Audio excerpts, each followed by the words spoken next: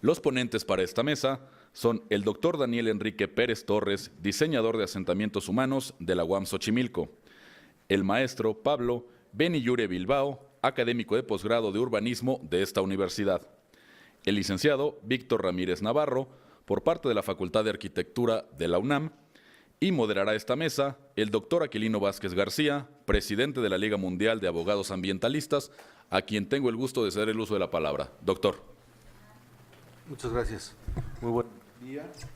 Pues también para mí es un gran honor, una gran satisfacción y muy agradecido con esta invitación a este Foro de Desarrollo Sostenible, Economía y Ciudad, los desafíos para la reconstrucción.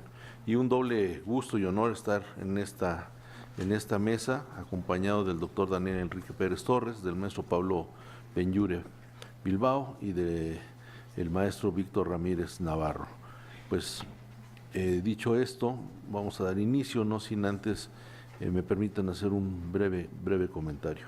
También quiero agradecer la hospitalidad del Instituto de Investigaciones Jurídicas, en la representación del mismo, de la doctora Rosalía Ibarra, y saludar al doctor Pedro Salazar, director del mismo. A lo que me quería referir sobre este gran tema es algo de lo que ya tocaron ahorita en el acto inaugural. Es la importancia que realmente foros como este tienen para la trascendencia, para el fortalecimiento y el desarrollo de estos temas. Desafortunadamente ahora, volteando después de un sismo, de una catástrofe natural, pero creo que vistos desde el punto de vista de la academia, en la visión de los expertos que estarán en todo el foro y en esta mesa, yo creo que de aquí podemos tomar grandes lecciones y también ser muy receptivos y aceptar los errores del pasado para que no se vuelvan a cometer.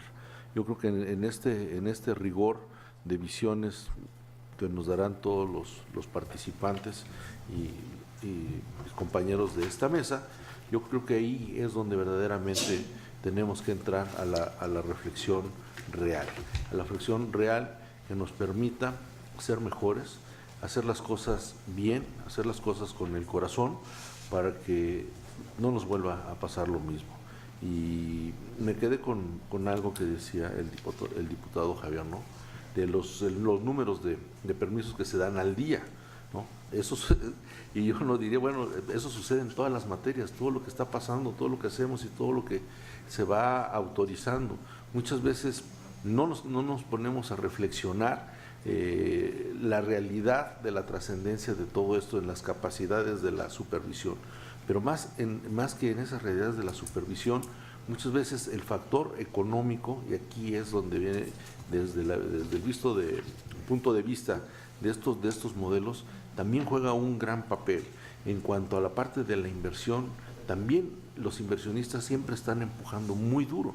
Yo aquí creo que es donde debe estar el verdadero fin de la balanza, donde la autoridad debe valorar un poco más la trascendencia y la importancia del papel de todo este tipo de acciones, porque al final del día, ¿en qué van a repercutir si no es en la paz, en la estabilidad y sobre todo en la salud y en la vida de los ciudadanos día con día? Pues bueno, dicho esto,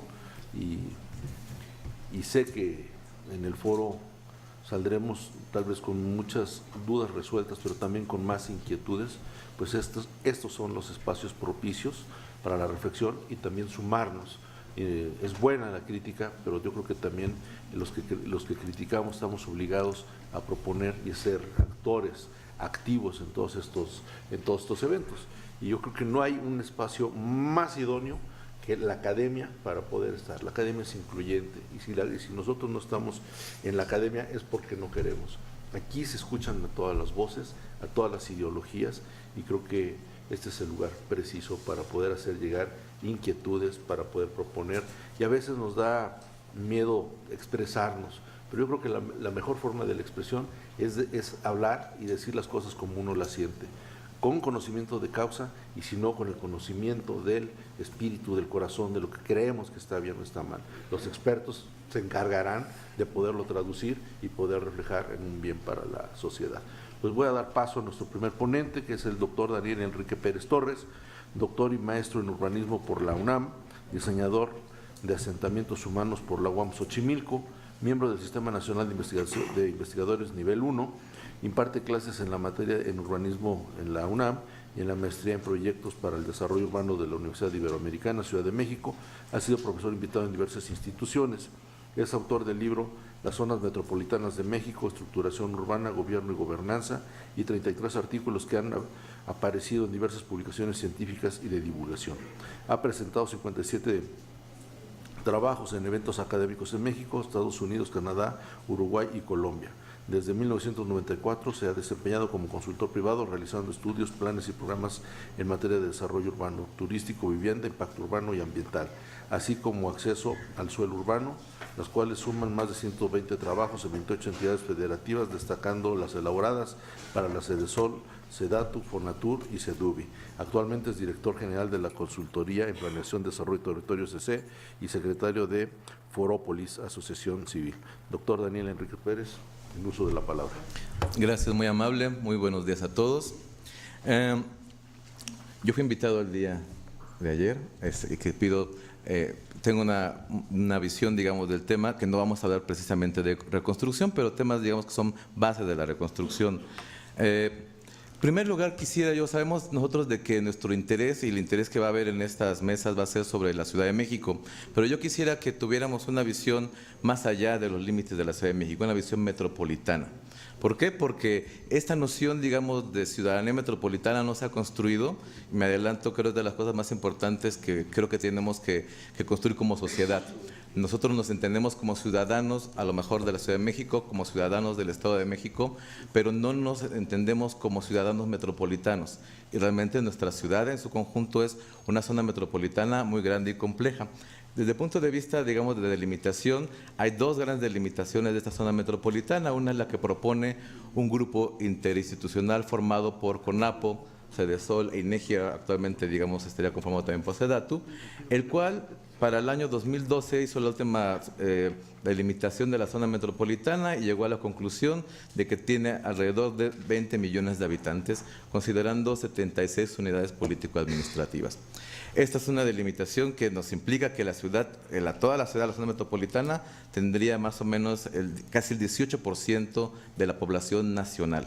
Y en términos de PIB, en muchos aspectos, es, digamos, el motor de la economía de México.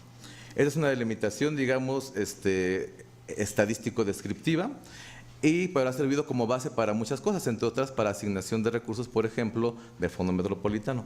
Una segunda delimitación que ya, digamos, más desde el punto de vista jurídico, tiene que ver con la primera declaratoria de ampliación del ámbito territorial de planeación y estudio de la zona metropolitana.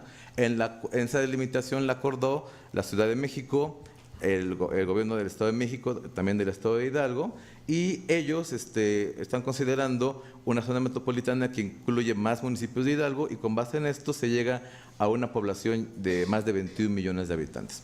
Independientemente de cualquiera de las limitaciones que tomemos en cuenta, tenemos que considerar que la Ciudad de México solamente tiene más o menos 9 millones de habitantes de los 20 o 21 millones de habitantes que tiene toda la ciudad. Y entonces pienso que cualquier planteamiento, digamos, que tenga que ver, entre otras cosas, con reconstrucción, con sustentabilidad, con resiliencia, tiene que partir de una escala metropolitana por lo menos. Aquí vienen brevemente cuáles son la delimitación, digamos, más amplia de la zona metropolitana, la que está propuesta más desde un punto de vista jurídico. Y bueno, ¿y eso qué nos implica, digamos, en términos territoriales? Pues básicamente tenemos, pues, una ciudad que se comparte por 3 entidades federativas: Ciudad de México, Estado de México, Estado de Hidalgo, y en la cual también, pues, tiene que participar, y ahora lo mandata así la ley, también la federación, particularmente a través de la SEDATU. Entonces, en cualquier manera, como decía yo, cualquier delimitación que tomemos, bueno, la zona metropolitana es el motor de la economía, la zona metropolitana de Valle de México es el motor de la economía de todo el país, no solamente de la región centro. Ahora bien, si nosotros vemos el tema de la gobernanza, lo que tenemos es que sigue siendo un asunto fragmentado por diferentes atribuciones de todos estos gobiernos. Cada uno de estos gobiernos tiene sus atribuciones, tiene sus ámbitos de actuación y, digamos, hay una escasa coordinación. Y si hablamos de estos temas, repito, sustentabilidad, resiliencia y luego reconstrucción, considero que esta es una de las primeras cosas que tendríamos que tener muy en cuenta, de que hay una dimensión metropolitana de la ciudad y que realmente ese tema no se está, digamos, terminando de contemplar. Un segundo aspecto es que ese tema no es un tema solamente de la actuación de los gobiernos, de los funcionarios gubernamentales, sino es un aspecto de gobernanza, es decir, de la participación de actores distintos al gobierno en las decisiones. Y eso implica participación del sector privado, organizaciones no gubernamentales, sociales, gremiales, colegios, academia, etcétera. Por eso creo yo que este evento es un evento importante para que haya una discusión más allá de los posicionamientos o de los planteamientos que hacen funcionarios u otros, digamos, entes de gobierno. Entonces, esta parte, digamos, de una gobernanza metropolitana, pienso yo que es un punto de partida importante para hablar de estos temas. Ahora, si hablamos nosotros de planeación, que es, digamos, quiero yo que es afortunado que me toque, sea el primero que me toque exponer. Tenemos una multiplicidad de programas, por planes y programas no tenemos problema, tenemos muchísimos. El problema es que la mayoría de ellos están bastante desactualizados. El Plan Nacional de Desarrollo, que es nuestro instrumento rector, digamos, a nivel nacional, terminará su vigencia el año que entra, tendrá que elaborarse uno nuevo, de acuerdo a la Ley de Planeación y a la Constitución. Tenemos un Programa Nacional de Desarrollo Urbano, el cual también terminará su vigencia el año que entra, pero hablemos ya, digamos, de cosas más concretas para la zona metropolitana de la ciudad. El Programa de Ordenación de la Zona Metropolitana del Valle de México, que sí existe, hay un programa en esa materia, es vigente desde 1998.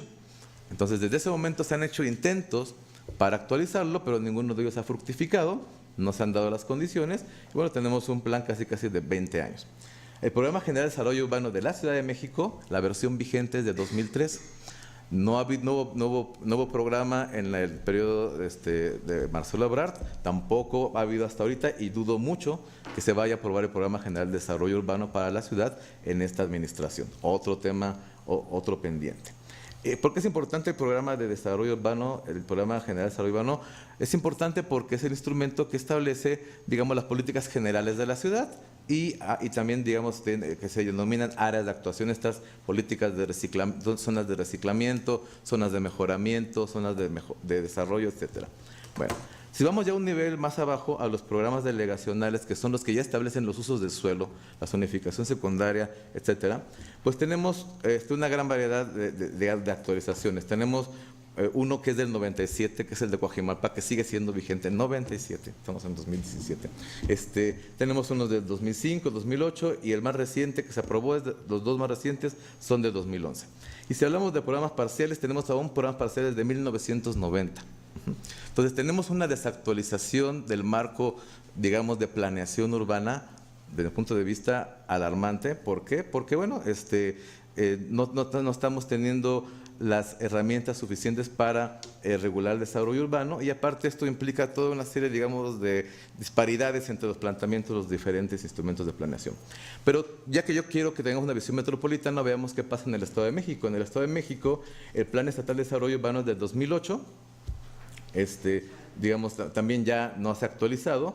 Y los planes municipales, tenemos también una gran variedad de todos los municipios que existen en el Estado de México. Todavía tenemos 12 planes municipales urbanos del 2003, del 2004, etcétera. Entonces, también ahí pasa lo mismo, es el mismo fenómeno de desactualización y que no tenemos entonces un marco coherente. Y también a nivel de planes parciales tenemos esta situación de disparidades. Entonces, bajo esta situación, bueno, ya si nos vamos al caso específicamente de la Ciudad de México, independientemente de estos modelos o digamos niveles de planeación, pues también tenemos otro complemento que son las normas de ordenación, que son las normas específicas que complementan la zonificación, es decir, el uso del suelo, y que bueno, que son la versión más vigente es de 2005, y que bueno, entre ellas está la muy polémica norma 26, que en este momento está suspendida, y digamos, entre esas normas de ordenación podrían estar la norma 30 y 31, que también ahorita, digamos, no se han aprobado, no se han terminado de acordar qué puede pasar en materia, digamos, de promoción de vivienda,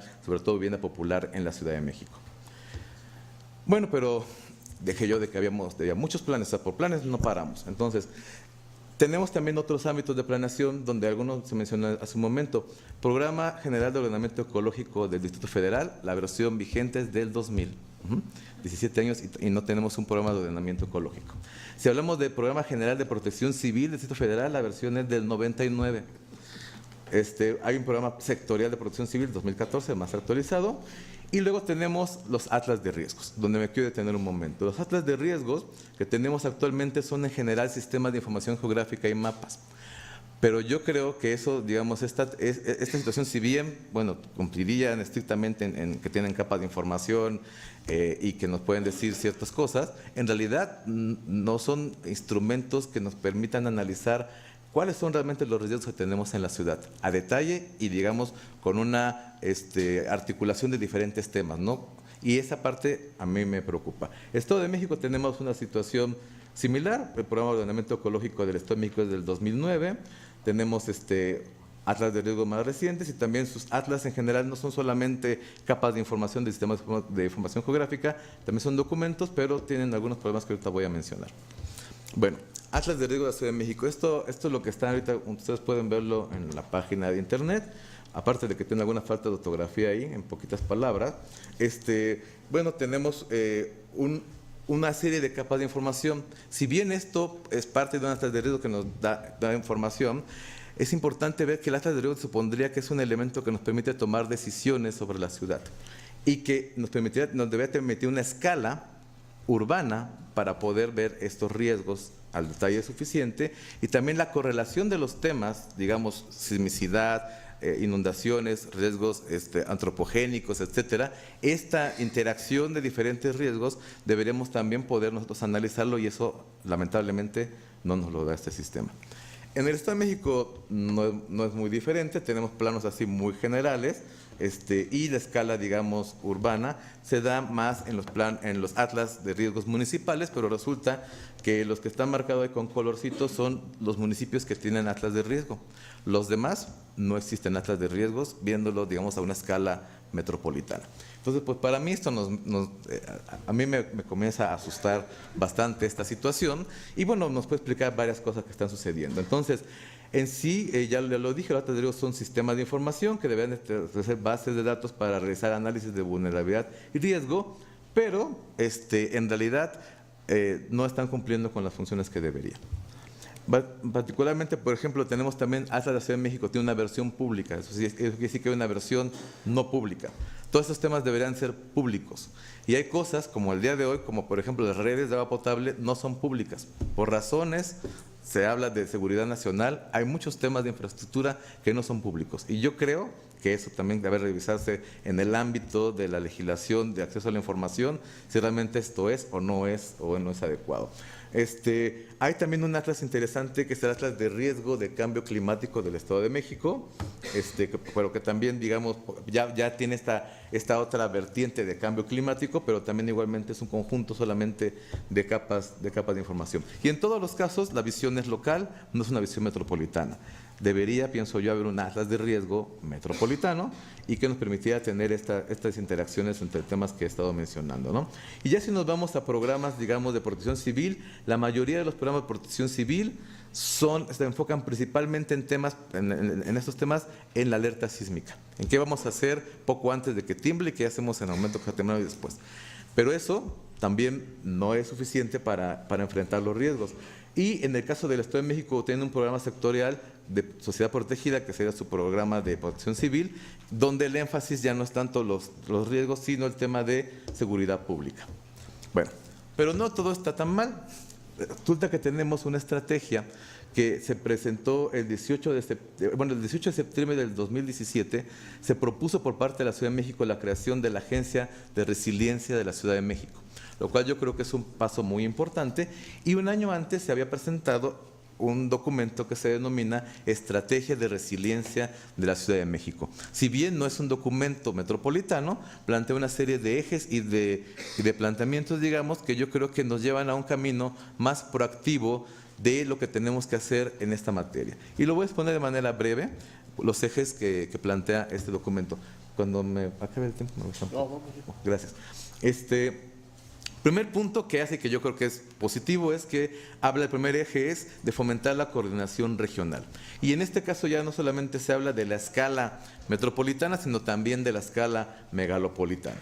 Y yo creo que este planteamiento es muy importante. ¿Por qué? Porque estos temas trascienden las fronteras político-administrativas. Y particularmente la estrategia de resiliencia habla de la relevancia que tiene el análisis de nuevos proyectos muy importantes, donde destaca evidentemente el nuevo aeropuerto internacional de la Ciudad de México, que va a estar principalmente en el municipio de Atenco. Otra vez, si bien no va a estar en el territorio de la Ciudad de México, los impactos y las consecuencias que habrá de esta instalación, evidentemente, también estarán en la Ciudad de México.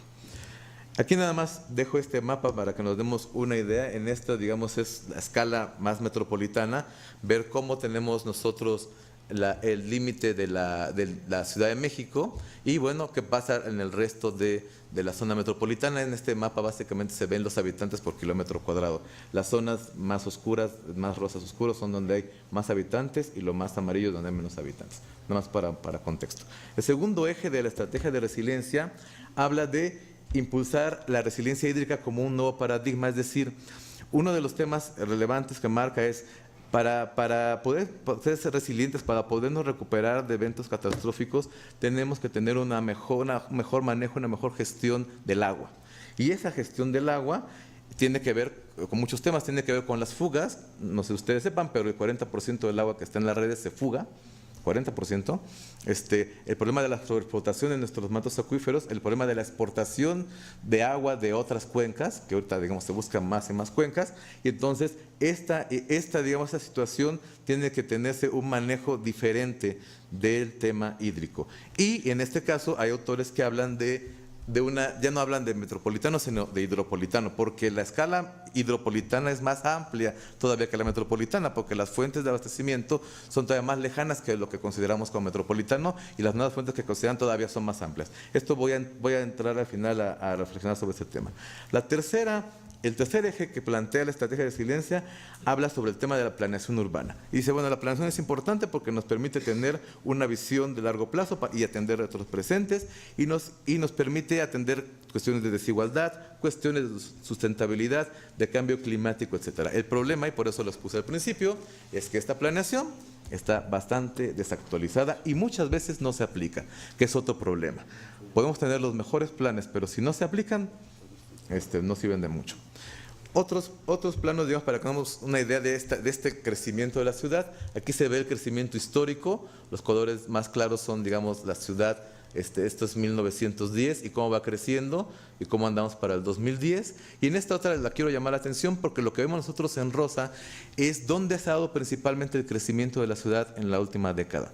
El crecimiento de la ciudad en la última década se ha dado en el suelo de conservación, en nuestras zonas que decimos que son para recarga de los acuíferos, que tienen valores ambientales, que tienen servicios ambientales. Ahí es donde está dándose buena parte del crecimiento. Y ahorita aquí maestro Benlliure, espero, nos hablará de que ahí es donde también está la mayor oferta ahorita de suelo, es el suelo más barato, es el suelo más accesible para la gente, y entonces pues es donde se está dando el desarrollo urbano con consecuencias bastante negativas para este asunto, gracias de la resiliencia y de la sustentabilidad. Bueno, voy un poco más rápido. Entonces, el cuarto eje es el tema de la movilidad, donde es importante en este eje, para dar más resiliencia a la ciudad, impulsar el transporte público y también el tema de tener un sistema integrado de movilidad. Y yo le agregaría, que no viene aquí, un sistema metropolitano de transporte público, donde yo pueda no tenga yo que llegar al CETRAN porque vengo de Nezahualcóyotl, llego a Pantitlán, me tengo que subir de ahí para luego irme a la Ciudad de México. Es un transporte metropolitano. Y el último eje es desarrollar la innovación y capacidad adaptativa, donde tenemos que cambiar las instituciones, tenemos que tener instituciones adecuadas a los retos que ahora tenemos. Y esa parte, en este sentido, la estrategia plantea que la Oficina de Resiliencia puede tener un papel importante. Bueno, no me voy a detener mucho. Para mí es importante recordar que México es un país de régimen de gobierno federal, lo cual nos crea una serie de condicionantes, pero también una serie de oportunidades para la resolución de conflictos. Ya no me da tiempo de detenerme mucho aquí. Pero voy a una parte que no sé si me quiero detener un momento. Estos problemas, como vemos, estos temas de sustentabilidad, resiliencia, movilidad, todo lo que hemos estado viendo, no tiene una dimensión única, es decir, la escala metropolitana, digamos, aunque pongamos otros 20 municipios de Hidalgo y digamos que la zona metropolitana son 96 unidades político-administrativas, no con esa delimitación agotamos todos los temas que tienen que ver con la ciudad.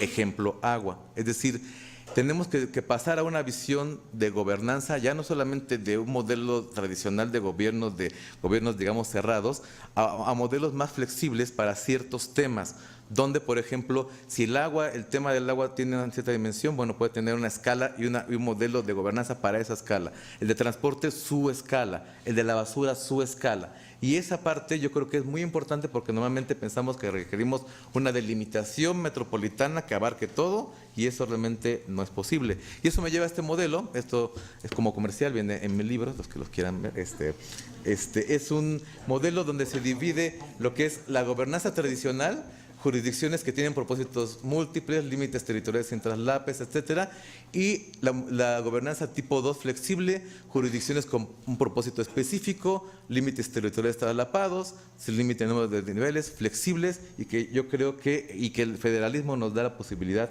de crear estos modelos. Bueno, ya para ir terminando ahora sí, conclusiones. Bueno, tenemos un marco de planeación urbana obsoleto en la ciudad. Tiene que haber actualización de muchos instrumentos, particularmente el Programa General de Desarrollo Urbano y el Programa de Ordenación de la Zona Metropolitana. También tenemos un marco jurídico desactualizado. Tenemos la Ley General de Asentamientos Humanos, Ordenamiento Territorial y Desarrollo Urbano, que fue publicada el 28 de noviembre del año pasado y que daba un plazo de 1 año para que las demás legislaturas actualizaran sus leyes y Ciudad de México y Estado de México no lo hicieron. No cumplieron ya, porque ya estamos a 30, ¿no? Ya tienen 2 días de falta. Desde la perspectiva del riesgo, los atlas también están desactualizados o no son adecuados para los retos de la ciudad. Por lo tanto, yo pienso que es importante sí cambiar el paradigma y movernos más al paradigma de resiliencia, y una resiliencia ya no sectorial, no es un tema sectorial, es un tema transversal y que tiene que tener una escala metropolitana. Y tenemos que ir, pienso yo, a pensar más allá de reconstruir físicamente. Tenemos que hablar de una renovación de la ciudad. No solamente es física, es social, es económica, es ambiental, es institucional. Y eso tenemos que hacerlo para adaptarnos a los retos. Y bueno, tenemos otras cosas que hacer, ya no voy a tener eso, yo ya termino.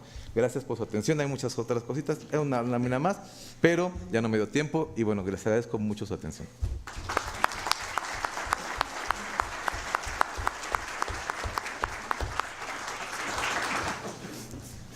Agradecemos mucho su participación al doctor Daniel Enríquez Pérez Torres y sí vamos a hacer un esfuerzo para poder empatar los tiempos establecidos en el programa y le ofrezco una disculpa por lo atropellado del tema. Gracias. Vamos a continuar con nuestro siguiente panelista, el maestro Pablo Benlliure Bilbao.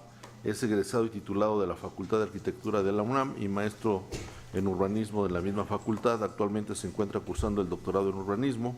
Es profesor desde 2008 del posgrado en urbanismo en el campo del desarrollo inmobiliario de la Facultad de Arquitectura en la UNAM y ha participado como maestro y ponente en más de 30 diplomados, cursos propedéuticos y seminarios en el campo del urbanismo, el desarrollo inmobiliario y la planeación urbana. Fue profesor de proyectos del taller integral en la Escuela de Arquitectura de la UIA y antes estuvo como profesor de materia en la carrera de diseño de asentamientos humanos en la UAM Xochimilco. Participa como investigador en el Programa Universitario de Estudios Metropolitanos en la UAM Xochimilco. Es director general de Benlliure Betancourt Arquitectos y realiza trabajos como consultor independiente en proyectos inmobiliarios y análisis del mercado inmobiliario. Sus principales publicaciones como autor o coautor son Políticas de atención a centros y barrios históricos y patrimonio en México en el 2006, La Ciudad de México a debate en el 2008, El mercado formal e informal de suelo, análisis de 8 ciudades también en el 2008, La ciudad compacta, nuevo paradigma de la planeación urbana para el siglo XXI en el 2015 y Reflexiones hacia el futuro metropolitano en el 2015. Pues en la voz, el maestro Pablo Tomás Benlliure. Bueno, voy a ir rápido. Muchas gracias por la invitación a la PAOD y al Instituto de Investigaciones Jurídicas. Y para completar este rápidamente este dato de dónde está creciendo la ciudad, pues quisiera completarlo con un dato de mercado que sacamos en junio de este año para un estudio que estaba haciendo el Laboratorio de Vivienda de la Facultad de Arquitectura, donde encontramos que en junio la oferta de suelo, es decir, el suelo que se está vendiendo en la Ciudad de México, el 72% de este suelo que se está vendiendo en términos de metros cuadrados está en la zona de conservación. Solo el 28% de la oferta de suelo en metros cuadrados está en la zona no de conservación. Y claro, el precio por metro cuadrado de la oferta de suelo en la zona de conservación en promedio de todas las delegaciones son 3,500 pesos por metro cuadrado, y el precio del suelo en la zona urbana, calificada como urbana de la Ciudad de México, anda en los 12,500 pesos por metro cuadrado. Entonces esto nos complementa, digamos, este dato de por qué está creciendo ahí. Sí, hay un tema de regulación. Y este es el tema que voy a tratar, ¿no? Y antes de empezar, me tocó participar en un seminario en el Instituto de Geografía sobre desastres y mercado y demás, y una de las conclusiones que se sacaba en ese seminario es que no existen los desastres naturales, ¿no? Hay eventos naturales que provocan desastres sociales, ¿no? Eso es muy importante. El sismo es un evento natural y por las condiciones de la ciudad, etcétera, etcétera, se producen desastres sociales. Pero bueno, lo dejo solamente anotado para que hicieron mucho hincapié todos los especialistas del Instituto de Geografía, los doctores, todo eso, que no hablemos más de desastres naturales, que hablemos de eventos naturales que provocan desastres sociales. Y ahora esta presentación le llamo Ideas para un programa de reconstrucción sustentable. Este es un trabajo que se está desarrollando varios profesores del posgrado de arquitectura, y en el tema de sustentabilidad yo solamente voy a abordar uno de los capítulos, que es la parte económica. Sí, no voy a meter a la parte social y a la parte medioambiental, que creo que es muy importante discutirla, y voy a tratar solamente, la reconstrucción, dadas las características y diferenciales de la Ciudad de México, ya la apagué, entonces lo hice peor, ¿no? Acá voy a tocar solamente una de las partes, quizás una de las partes más dañadas de la Ciudad de México, que es la zona de lo que llamamos las Condesas y las Roma, que está en la parte central de la ciudad, que tuvo grandes daños. Lo que encontramos aquí y se está planteando en la parte económica, solamente aplica para esta zona, que quede muy claro. Es decir, obviamente, si tenemos que hacer programas para allá, para Tlalpan o para Xochimilco o para Iztapalapa, este modelo que estamos planteando de sustentabilidad económica no aplica. Eso tengámoslo presente, por favor, ¿no? También este es un mapa que hicimos un levantamiento, varias gentes de la maestría, y estos son los datos de los edificios dañados en esta zona de la ciudad. Los rojos son los que se cayeron, los naranjas son los que presentan daños mayor, y los puntitos amarillos son los que presentan un daño menor. Este levantamiento que se hizo sistemático fue a partir básicamente de los levantamientos que se hicieron de los edificios que estaban acordonados, etcétera, etcétera. Nosotros no entramos a meternos a ver cómo eran los daños, sino partimos de la información oficial que se tiene. Y un dato que destaca es que el número de inmuebles dañados no solamente corresponde a vivienda, sino corresponde, y eso hace pensar que la reconstrucción no solamente es la vivienda, sino hay que reconstruir un poquito más la actividad económica, etcétera, etcétera, de esta zona de la ciudad, ¿no? Y estos son datos que un poco nos dicen cómo está los metros cuadrados de edificios dañados, en los daños menores y demás. Y aquí lo que tenemos perdón, siempre me equivoco. Aquí lo que tenemos es un histograma donde nos dice donde nos decía, porque está mal, perdón, no latino, esta cosa no me funciona. Bueno, un histograma donde está la edad de los edificios y donde nos encontramos que la mayoría de los edificios dañados se ubican entre el año 60 y el año 80, digamos. Esa es la gran cantidad, la mayoría de los edificios dañados, a pesar de que, claro, los edificios nuevos que se dañaron son muy escandalosos porque no deberían haberse dañado, pero ese es otro tema que no queremos discutir. Y este es el otro. Este es ya...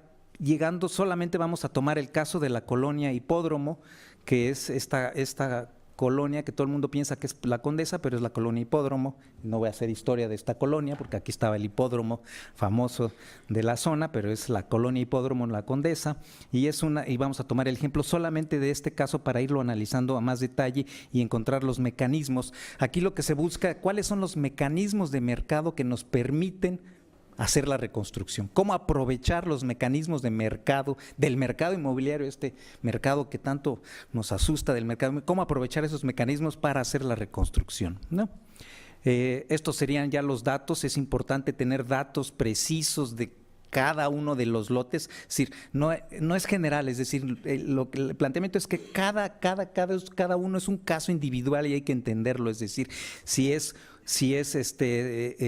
un condominio, si hay inquilinos, todo esto al final tendríamos que tener trabajos diferentes y trabajo con la comunidad, con los habitantes para poder desarrollarlo.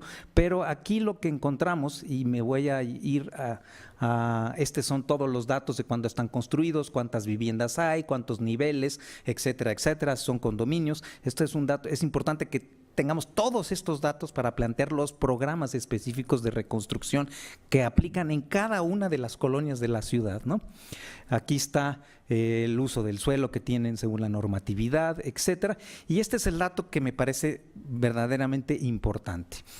En este mapa que está aquí lo que estamos expresando en estos colorcitos, aquí está precisamente el Parque México, esta es la avenida, este es Insurgentes, esta es la avenida Ámsterdam, y estos colores nos expresan un dato verdaderamente que es un poco escalofriante, pero pues hay que tenerlo. Es decir, en las manzanas donde hay colores rojos, eso significa que construir un metro cuadrado de calidad de la que se construye en esa zona, estamos hablando de 15, de entre 10,000, 8,000 o 9,000 pesos por metro cuadrado, para construirlo solamente, ya con la utilidad del constructor. En este momento, esos metros cuadrados que cuestan 8,000, 9,000, 11,000 o 12,000 pesos por metro cuadrado, se venden entre 7 y 9 veces ese precio. Eso nos dice, obviamente, ¿qué está entre el precio de venta de un metro cuadrado y el precio de construir ese metro cuadrado? Pues están muchos elementos. Está la ganancia del promotor, están los permisos y las licencias, etcétera, etcétera, pero fundamentalmente lo que está impactando ahí es el precio de la tierra y el precio de localización, es decir, lo que paga uno por localizarse en ese pedacito de terreno. Por cada metro cuadrado que yo compro o que yo rento en la Colonia Condesa, estoy pagando por estar en la Colonia Condesa 60 o 70%. El resto es lo que pago verdaderamente por los metritos de tabique y las instalaciones, etcétera, etcétera, y el transporte y todas estas cosas.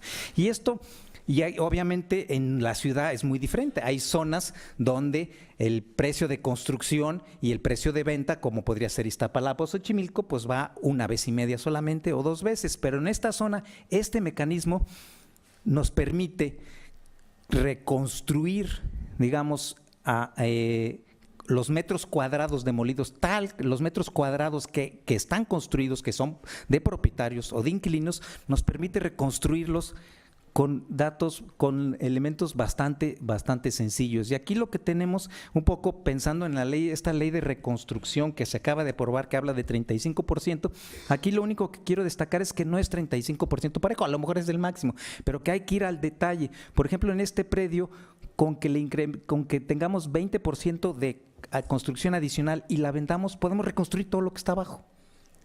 No necesitamos traer ningún recurso adicional de ningún otro lugar, que habría que aplicarlos en Iztapalapa, en Xochimilco, en esas zonas, ahí es donde hay que aplicar los recursos públicos. Aquí el mercado nos permite reconstruirlo de la siguiente manera, pero hay zonas, en la gran mayoría, que construir el 17%, ni siquiera 35%, con reconstruir el 17% y ponerlo en el mercado nos permite reconstruir todo el edificio, ¿no?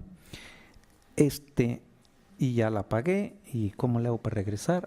Perdón, nada más para terminar, ¿no? Es que aquí…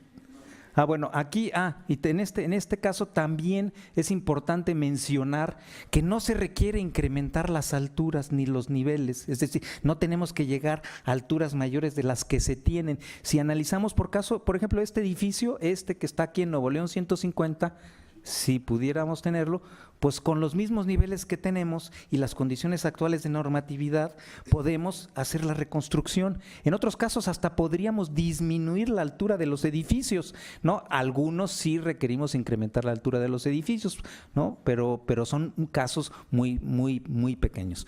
Todo esto lo único que busca aportar, es decir, esta es la parte, es decir, podemos encontrar mecanismos utilizando el mecanismo del mercado para financiar la reconstrucción de esta parte y apoyar a los propietarios o a los inquilinos. Y habría que encontrar, y ahí sí la diferencia es grande, y no funcionaría de la misma manera, ¿no? Es decir, si tenemos un propietario y un edificio que se está rentando, y esto lo pongo a la discusión porque no hemos avanzado en este punto, ¿qué es lo que se tiene que hacer? Si lo que estamos buscando que este programa de reconstrucción sustentable mantenga la población que habitaba ahí, pues no tendremos que apoyar al propietario solamente en la reconstrucción, tenemos que apoyar y encontrar los mecanismos para apoyar a los inquilinos, es decir, que encontremos la solución para que el propietario no corra a los inquilinos. Es decir, aquí hay problemas de control de rentas, tenemos historias, pero no sería lo mismo. Cuando son que la mitad de estos edificios, porque sí tenemos el régimen, son régimen de copropiedad, son regímenes de condominio, entonces lo que hay que hacer es trabajar con este equipo o con este grupo de personas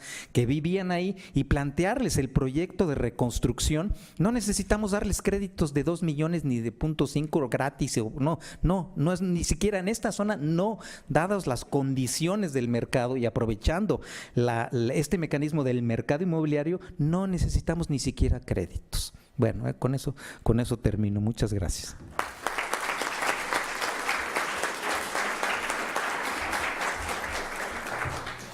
Y bueno, un gran ejemplo, maestro Pablo, que pues el que sabe inmediatamente enseña y se da a entender de cómo están las cosas, qué está y qué es lo que hace falta. Ha sido muy, muy, muy elocuente. Para los que no conocemos de este tema, bueno, para mí ha sido muy, muy ilustrativo. Nuestro tercer panelista es el maestro Víctor Ramírez Navarro. Es licenciado en Derecho por la Universidad Iberoamericana con estudios en Ciencias Políticas de Administración Pública en la Universidad Nacional Autónoma de México.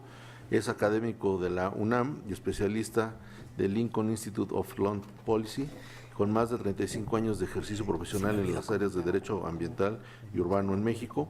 En el sector público ha desempeñado diversos cargos en el Gobierno federal, entre los que destacan director de Estudios Jurídicos y Legislación de la Secretaría de Desarrollo Urbano y Ecología, director jurídico del Fideicomiso Programa Emergente de Vivienda Fase 2, delegado fiduciario del Fondo Nacional de las Habitaciones Populares y subprocurador de Recursos Naturales de la Procuraduría Federal de Protección al Ambiente. Ha sido asesor de diversas comisiones de las cámaras de diputados y senadores, que dio como resultado la expedición de la nueva Ley General de Asentamientos Humanos, Ordenamiento Territorial y Desarrollo Urbano. Es director general del Grupo Consultoría Corporativa SC, empresa con más de 28 años de proveer servicios de consultoría en materia de planeación regional, desarrollo urbano, catastro, vivienda, patrimonio cultural, hacienda municipal y medio ambiente. Ha sido presidente de Forópolis, Asociación Civil, y vocal de la Federación Iberoamericana de Urbanismo. Mi querido maestro, por favor. Gracias. Yo voy a empezar por el final. Yo tenía una presentación rápida sobre un primer vistazo a la nueva ley que acaban de sacar en la Asamblea para la reconstrucción. Sin embargo, voy a aludir a 5 elementos que están en la mesa y que quisiera dejar algunas precisiones. Por ahí se dio a entender que la responsabilidad de los daños al otorgar las licencias de construcción recae en el gobierno. Y yo creo que esta visión es claramente falsa. La responsabilidad de construir recae en los propietarios y en los directores responsables de obra. El gobierno, particularmente cuando se trata de manifestaciones, ni siquiera de licencias de construcción, el papel del gobierno es integrar los expedientes, pero la responsabilidad técnica es del especialista, es decir, del director responsable de obra. Simplemente para que quede claro y evitemos esta politización de elementos que no dice el derecho. 2, la preocupación de que no nos pase lo que ocurrió en el sismo de 85, no solo con la tragedia que ya enuncia Pablo de que nos estamos comiendo las zonas de conservación, sino acabándonos también con los lagos. Buena parte de los rellenos y de los asentamientos irregulares de Xochimilco, de esta pérdida lacustre tan importante, provino de los materiales de desecho del sismo de 85.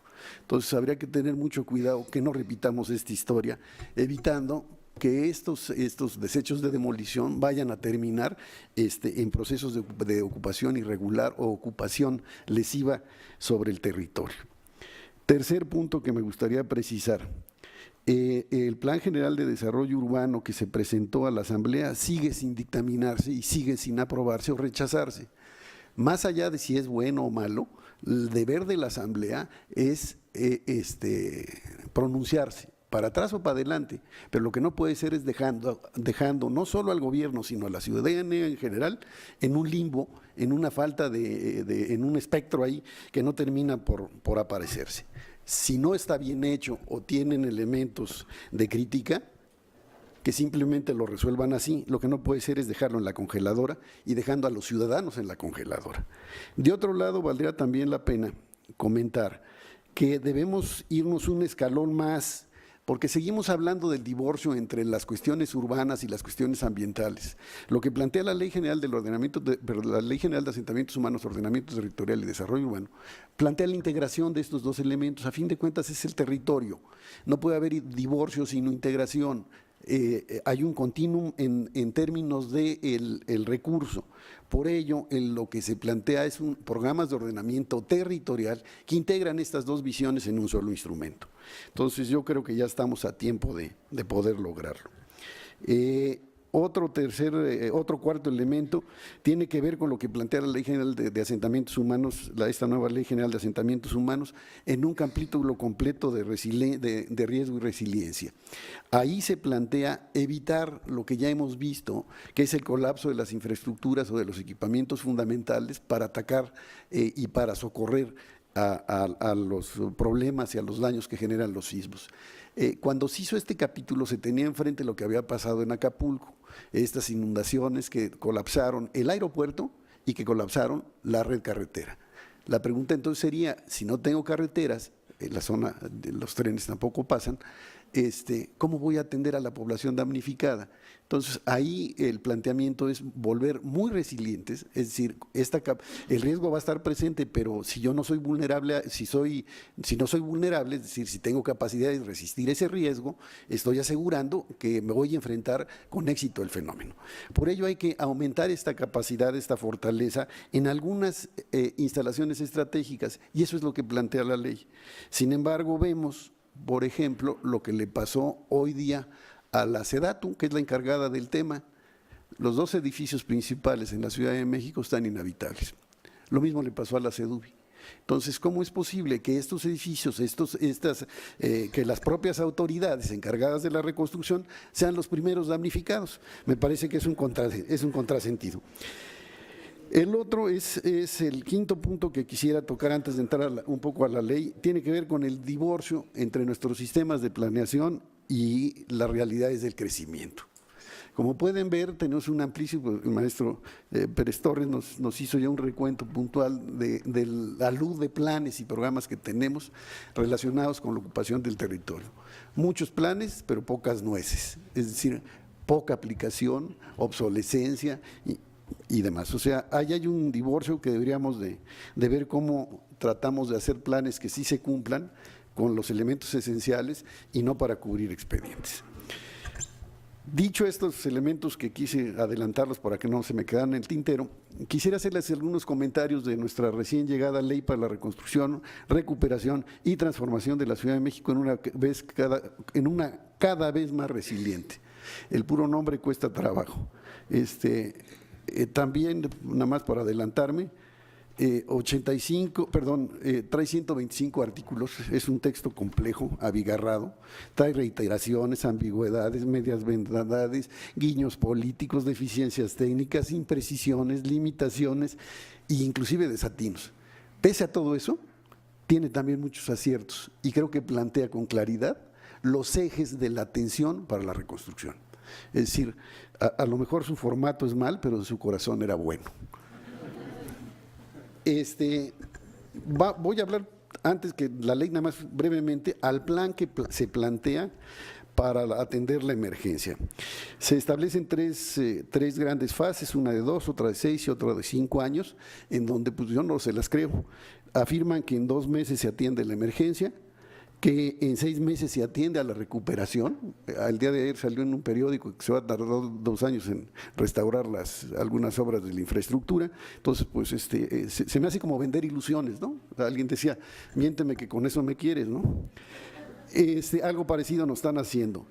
Y otra cosa, de volver a la ciudad más resiliente en un plazo de 5 años, ni hablar. O sea, tenemos enfrente la agenda política, no hay un plan, no hay las condiciones, no hay los recursos y mucho menos los liderazgos para emprender tal tamaño de transformación. Entonces, ese plan lo dejo en asegún, cada quien se formará su criterio, pero ya entraría mejor a los elementos de orden jurídico que plantea la ley. La ley viene a responder preguntas que eran cruciales y que tardaron 2 meses en entenderlas, que son quién es el responsable del daño y cuál es el papel de sociedad y gobierno para la reconstrucción. Eso lo dice con claridad la ley, estableciendo una serie de elementos para poder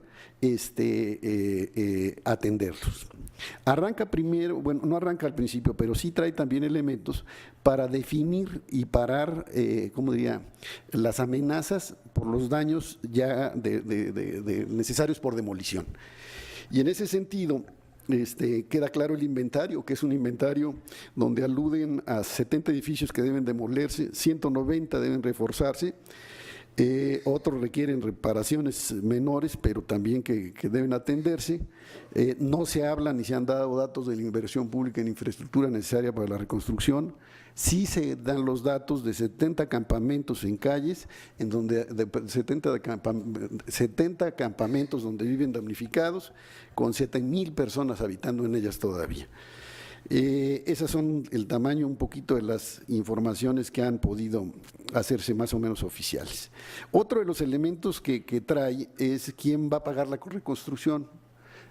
Hay un planteamiento como el que hace Pablo, de que en el caso de que sean propietarios y haya condiciones, sea la ciudad a través de la zonificación adicional la que pague esta reconstrucción.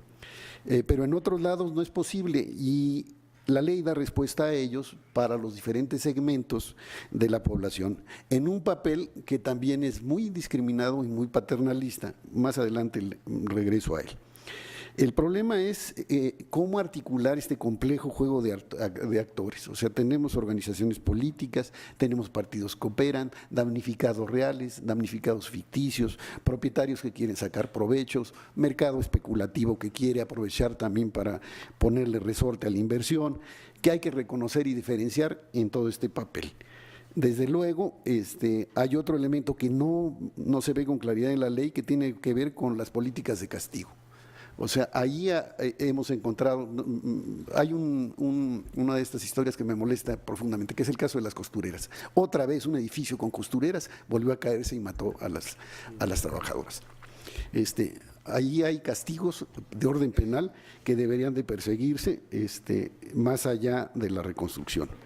Luego trae una serie de respuestas de orden financiero, crea un fondo único que me parece un tanto esquivo. o sea, dice que se va a integrar con los recursos que le dé la Federación, que le ponga el gobierno de la Ciudad de México y otros que consiga. Sin embargo, platica menos de cómo se va a integrar ese fondo, o sea, en términos concretos de presupuesto, y sobre todo me preocupa la falta de elementos sobre la coordinación de otras fuentes de financiamiento y actores que pueden integrarse a la reconstrucción.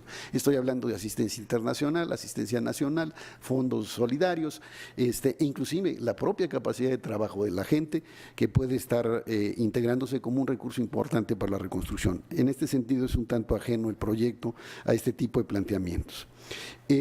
Respecto a las condiciones pues de esta ley, yo diría que ante la falta de dinero, la ley con sus 125 artículos alude 85 veces a las responsabilidades del gobierno en la reconstrucción, afirmando, casi agarrando la responsabilidad de todo el proceso, cosa que a mí no me parece que la tenga. De otro lado, me preocupa mucho que establece la propiedad como eje de toda su acción. Es decir, si soy propietario o poseedor legítimo, tengo posibilidad de ser atendido. De otra manera, no puedo hacer. Difícilmente van a encontrar esas condiciones en los medios más pobres de los damnificados. En el fondo, se crea un fondo para la reconstrucción, recuperación y transformación de la Ciudad de México. Curiosamente crea una comisión, pero le da la administración de este fondo a la Secretaría de Finanzas. Entonces, ya no entendí tampoco. O sea, le da capacidades ejecutivas, pero la lana no. Entonces no entiendo, es una especie de esquizofrenia, no van a estar, va a tener una especie de cabeza bipolar ahí. Sí hace una distinción, y me parece muy pertinente, entre la atención que se le debe dar al medio rural, a las comunidades indígenas y a las vecindades.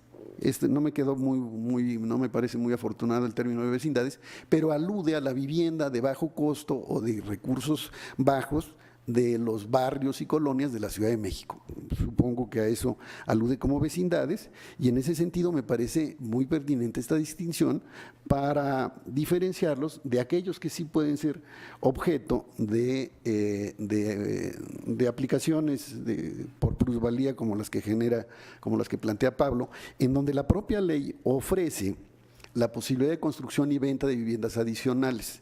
Tiene un montón de problemas operativos, o sea, cómo voy a saber lo que tenía antes, cuáles son los que se desdoblan, cómo paro el censo y registro de los mismos, porque el caso de desdoblados es un caso que siempre ocurre en estos fenómenos. Eran 2, se cuentan 3 y se registran 4. Le está otorgando ya, en efecto, un incremento hasta del 35% de la zonificación establecidas en los programas de desarrollo urbano, en los coeficientes de utilización del suelo, niveles de edificación y números de viviendas máximas existentes. Y además les permite que en plantas bajas puedan ser comercio y servicios. Es decir, les da premios muy afortunados para poder hacer mecanismos como el que se plantea, de que sea el puro valor de suelo el resorte de la reconstrucción. Eso me parece bien para todo lo que pueda ser vivienda nueva, pero hay mucha vivienda en mejoramiento que no está haciendo, que no veo por dónde, ¿no? Allí no veo esa captura de plusvalías por ningún lado como recurso para la restauración de las viviendas, y tampoco, cosa que me preocupó mucho en el proyecto, le otorgan al INVI responsabilidades de participar en los procesos de mejoramiento urbano.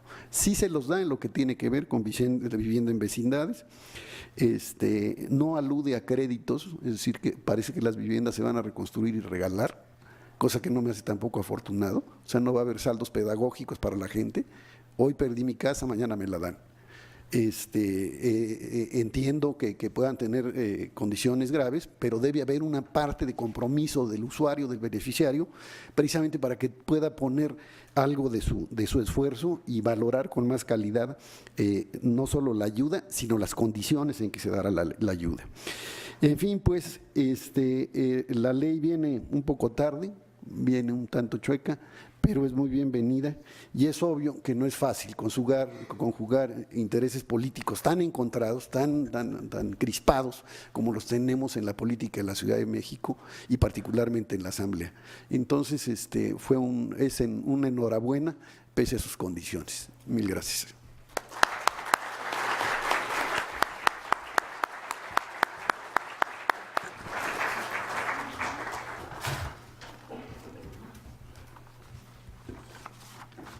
Pues lo dicho,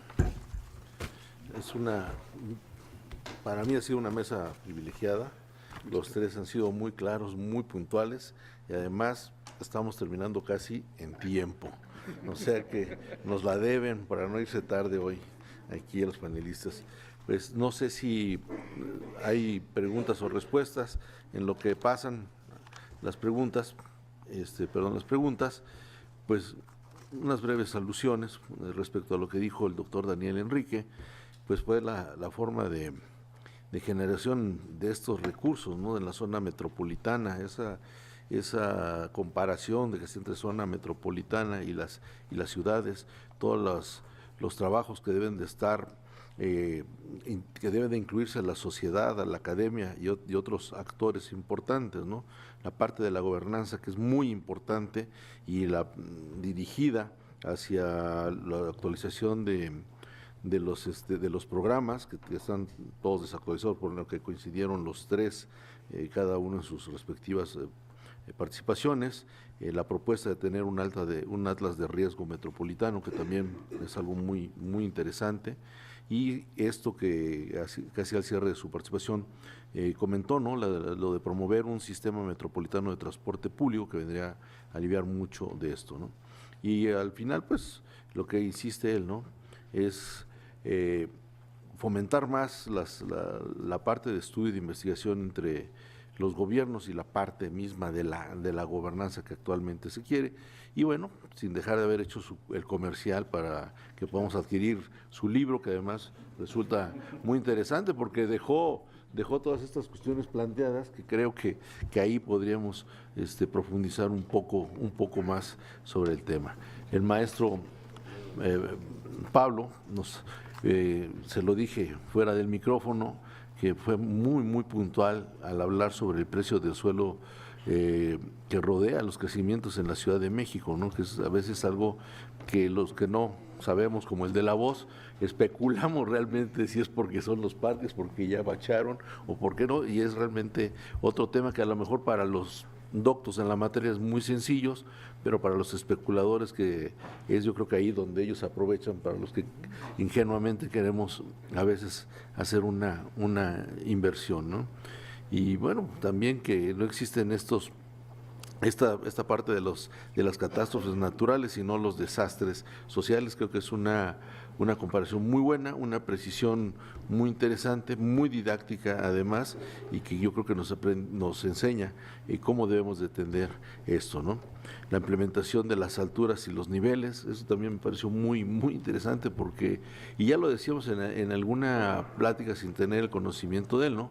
Que por qué muchas veces esos predios que ya se están demoliendo de los edificios se utilizan para hacer y poner una placa a las víctimas, que es muy válido, y no volverlos a utilizar para tener a las gentes que estaban habitando en esos mismos lugares. Era como un cuestionamiento que nos hacíamos los que no entendemos de este tema, y hoy que ha quedado pues más que claro, y que nuestra ignorancia no andaba tan perdida. Y bueno, pues mi querido Víctor, también muy, muy puntual en todo lo que haces a la referencia, que no se deben de cometer los mismos errores que se cometieron durante el sismo del 85, ¿no? Que no se puede, la forma incluso de mover los escombros, los materiales, porque eso pues a la larga va a jugar en nuestra contra. Hablaste de varios divorcios, entre ellos el divorcio entre el urbanismo y la parte territorial, que debe ser un solo instrumento. Esta Ley General de Asentamientos Humanos, que hay que tomar muy en cuenta la parte de la resiliencia. Y bueno, pues el ejemplo que dice de Acapulco también, los que no somos muy doctos, algún día preguntábamos alguna de las cosas que hoy has contestado muy claramente aquí. Y bueno, igual de reflexionar y plantearnos esta parte de la necesidad de la planeación, igual en cuanto al crecimiento, ¿no? O sea, que no se puede tener una planeación si no estás viendo y planificando perfectamente cómo van a crecer estas ciudades. Creo que eso sería la verdadera resiliencia desde mi muy corto punto de vista. Y bueno, algo que suena muy interesante es esto de una ciudad resiliente en 5 años, y pues dices, ni hablar, no se puede hacer. Yo te diría, pues aparte de lo que tú dices con conocimiento de causa, yo te digo que tampoco se podría porque ya estaríamos entrando al próximo sexenio. Entonces, tampoco sería viable por esa parte. Entonces, o sea, y todos tus comentarios sobre el proyecto pues han sido muy puntuales y muy ilustrativos, pues creo que para todos, por lo menos para mí muchísimo. Pues no sé si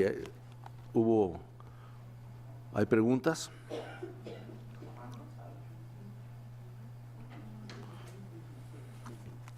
Y si no, también les propongo, sí, ahorita, si la están elaborando, pongan su correo, se las distribuimos a ellos y que nos hagan favor de contestarlas posteriormente para no atrasar más. Adelante, con la que está. Sí, bueno, para el maestro Pablo Benyure, el tema de un día, el financiamiento de la reconstrucción, entendiendo por un incremento en la densidad para que pueda, con lo que nos decía del valor del suelo, poder costear la reconstrucción con ese propio incremento en la construcción. Entiendo yo es una parte 100% económica. La parte social, en esta zona principalmente hay una inquietud fuerte vecinal por el incremento de densidad de construcción de lo que se prevé en los programas. A través de este mecanismo o de los instrumentos complementarios que prevé la legislación, llámense polígonos de actuación o otro tipo de instrumentos. El segundo tema, el tema del riesgo. Si fue donde se cayeron las viviendas, ¿qué riesgo adicional estaríamos incrementando con mayor potencial constructivo? Y el tercero pues es jurídico y que también podría aquí intervenir el maestro Víctor Ramírez. ¿Por qué una zonificación distinta si tenemos programas que entran por un proceso de creación distinto al de la ley, donde hay una consulta pública que no está prevista para este caso de la norma? Es decir, la creación de los programas de desarrollo urbano tiene un proceso legislativo mucho más amplio con una participación ciudadana que no se prevé en el caso de la ley.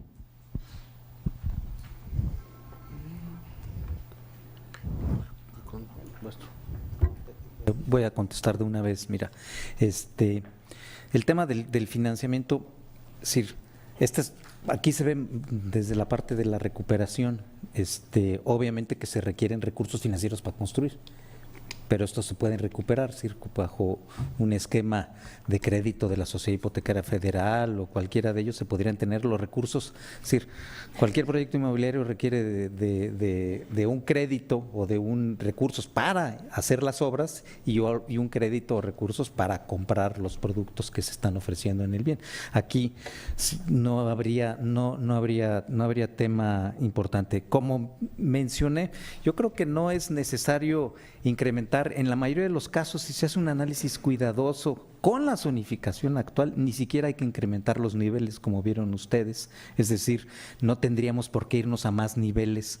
Podría, respetando la zonificación y los coeficientes de ocupación del suelo, es decir, el área libre, que tienen los planes actualmente, no es necesario incrementar. Si incrementas, aprovechas el coeficiente que tienes disponible, pero no incrementas ni siquiera los niveles. En la mayoría de los casos no necesitas ni incrementar los niveles, en el sentido de que hubiera una relación entre la altura y el riesgo.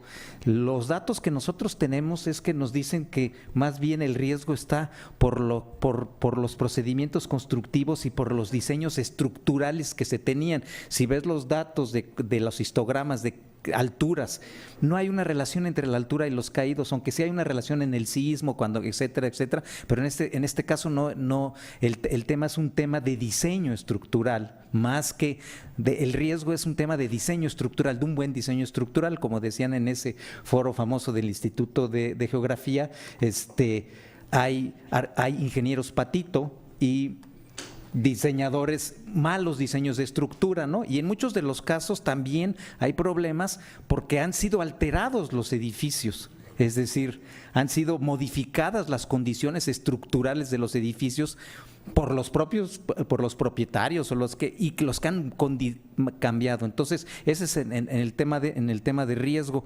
que habría que ver. Ahora, el tema de la modificación a la zonificación se lo dejo a los abogados. Si realmente la asamblea lo aprueba, puede modificar los programas o no puede modificar los programas. Y yo lo único que digo es que hagamos una reflexión del análisis que hicimos de los edificios dañados que habría que reconstruir o no reconstruir.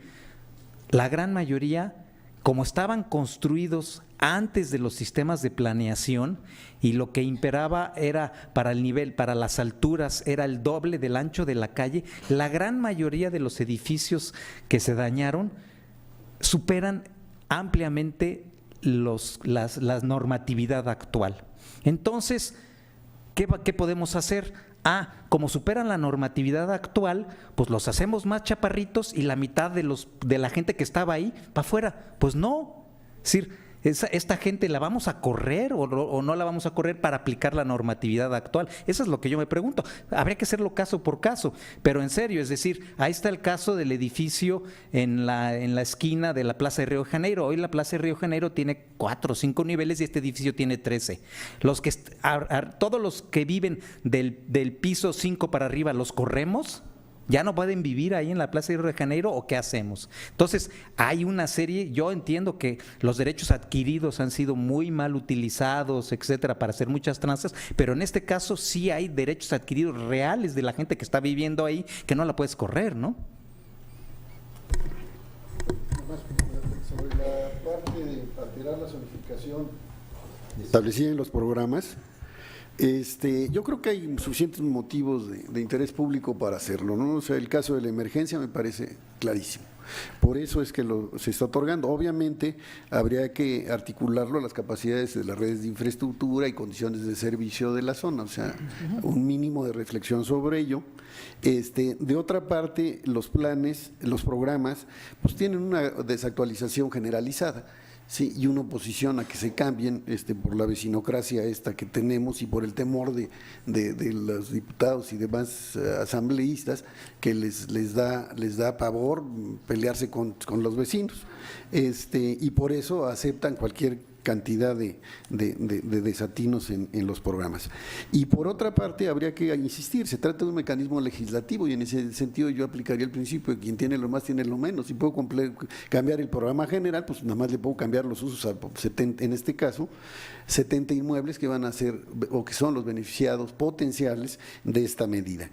De otra parte, el caso de los derechos adquiridos sí está regulado en la ley, le ponen cascabeles y elementos como para precisar su reconocimiento en los términos en que fueron construidos. En otras palabras, si le hubiera pasado a la Torre Latino, la pueden volver a reconstruir.